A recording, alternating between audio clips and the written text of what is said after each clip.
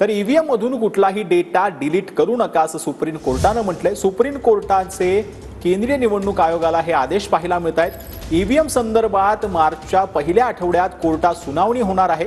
EVM पडताळणीसाठी धोरण आखण्याची मागणी करणाऱ्या याचिकेवरती ही सुनावणी झालेली आहे। असोसिएशन फॉर डेमोक्रॅटिक रिफॉर्म यानं कोर्टामध्ये सुप्रीम कोर्टात याचिका केलेली होती आणि त्यावरती आज सुप्रीम कोर्टामध्ये सुनावणी झाली।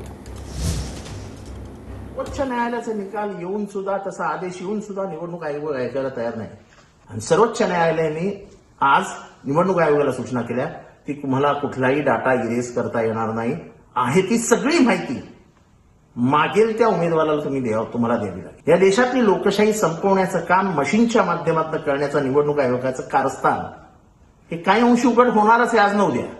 आजच्या सर्वोच्च न्यायालयाच्या निर्णयाने एक सनसनीत थोपाडीत बसली आहे निवडणूक आयोगाच्या। सर्वोच्च न्यायालयाने सांगून सुद्धा जर तुम्ही ऐकणार नसाल तर मग न्यायालय बंद करून टाका।